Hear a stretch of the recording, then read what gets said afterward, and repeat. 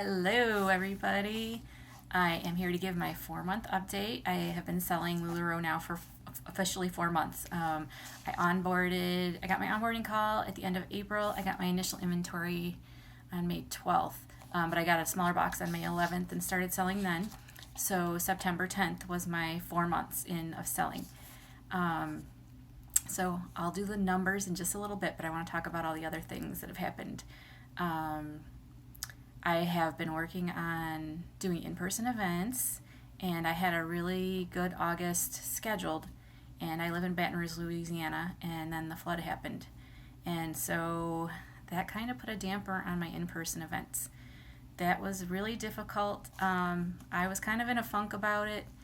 I didn't really know what to do because I know that the key to this business is in-person events, getting your inventory in front of people so they can touch it and feel it and try it on and see how amazing it is. It's just not the same doing it online.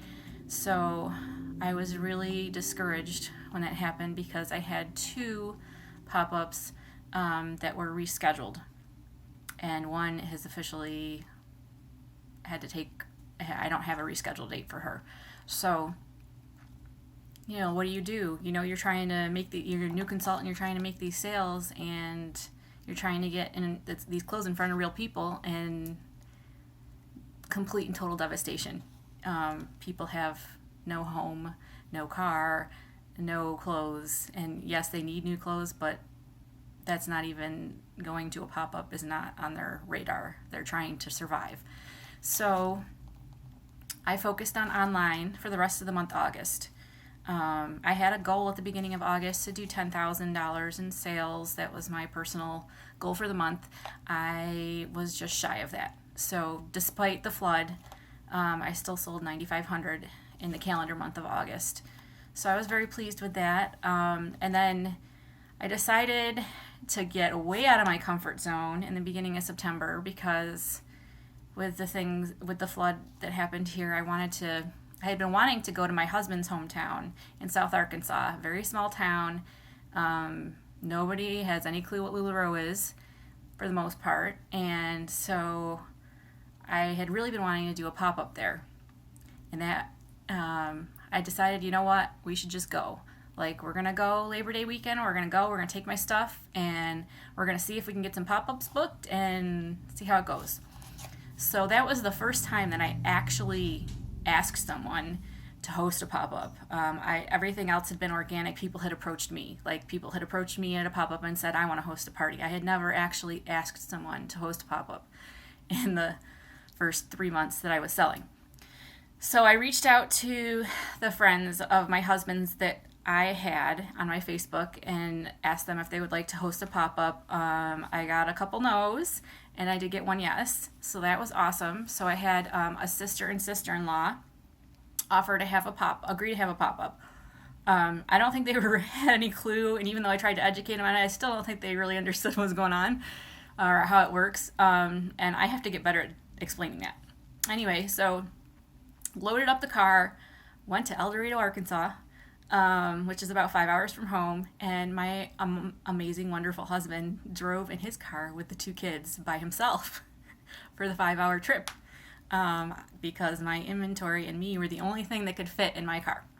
So, and he had a high school friend that graciously allowed us to host the pop-up at her dance studio, so I didn't have to try and cram everything into somebody's living room. That was super awesome, to have that huge of a space to spread out and have mirrors everywhere for people to look and try things on.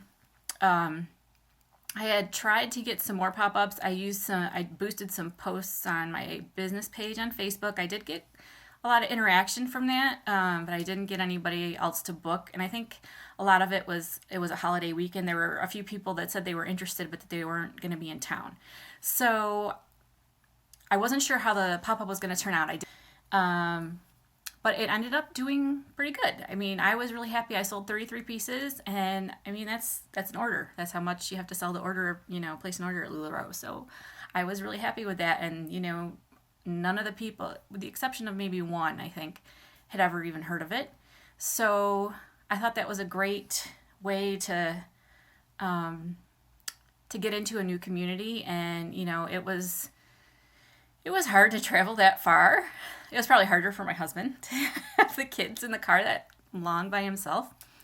But I was very pleased with how it came out, and I'm hoping that we can go back again and do it again. I did find out that there is a local girl who's about to onboard. So hopefully, if nothing else, that helped her business a little bit to educate people about what LuLaRoe is. And let's see. So in the month of August, I also did some fundraising for flood relief because that was very near and dear to my heart. I did an open house in early August, and the flood hadn't happened at that point, but we had those officers that were killed by the crazy person from Kansas City. And so I did fundraising for that. So my July and then my August open house, I was able to donate to the Fallen Officers Fund.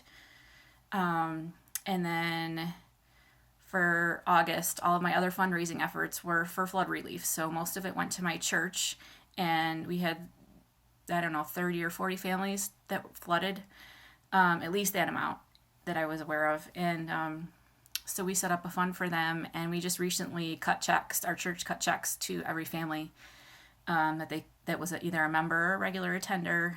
And so I was really happy to be part of that and to help in that way.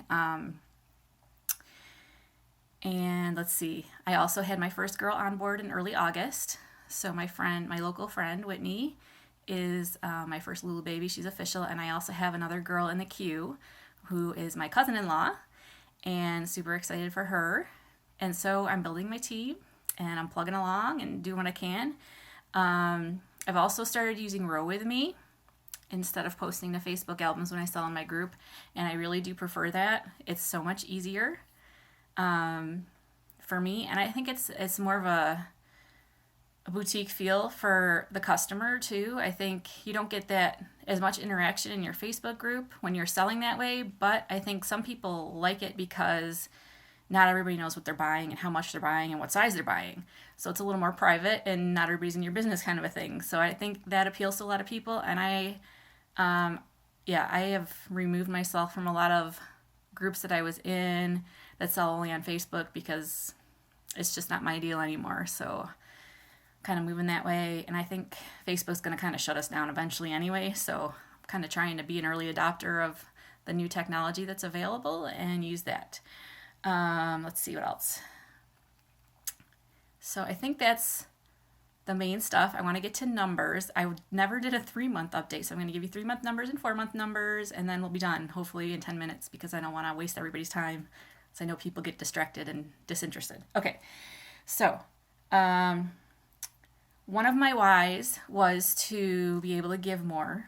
And so since I've started selling, I've been able to donate $2,346 of money to various organizations, and I'm so happy about that. That's amazing for me.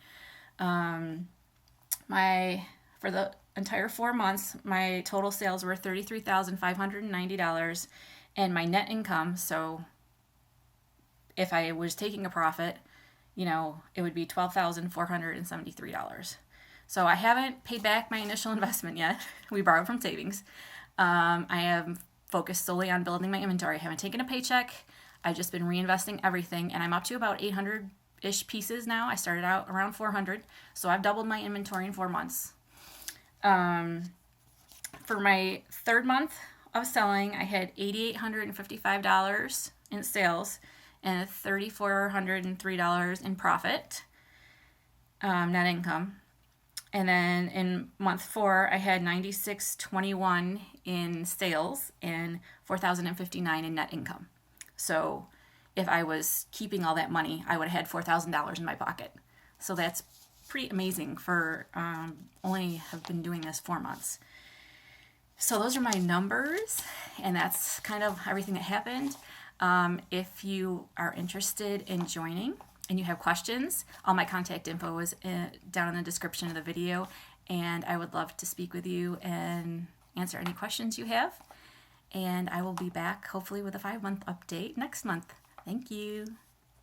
Here are a couple of reports that I wanted to show you in QuickBooks. I do all my bookkeeping in QuickBooks, And so the first thing I wanted to show you is this is a sales by item summary for the entire year. So this one will tell me how many of each size and style. So I enter sales by size and style. It is a little more time consuming, but you get that data of, okay, in my dresses category, what has been my best seller so far? So it looks like small Nicoles are winning, followed closely by extra large Nicoles. So that is just, and then, so I've sold 107 pairs of one size and 101 of TC, so they're pretty consistent skirts. Cassie, Maxi, so Maxi and Cassie are kind of medium Maxi and extra large Cassie, medium Maxi and medium Cassie are the big sellers in the skirt category. And then tops, obviously I've sold leggings and tops are the biggest sellers for me. And it looks like medium perfects are the winner for the entire 4 months that for a little over 4 months.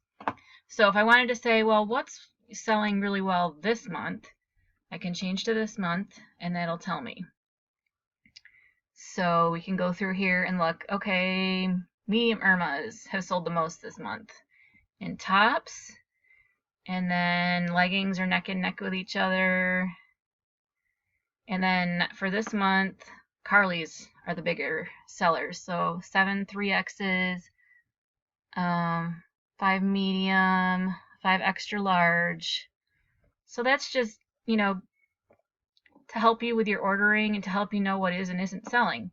And the other report that is helpful, inventory valuation detail. So this has an on-hand column.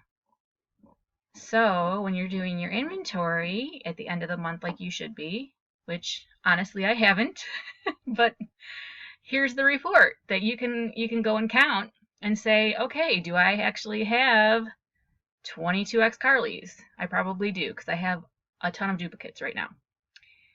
Because when Carly's came out, I ordered them every single time they came up. And so now I have a lot of duplicates.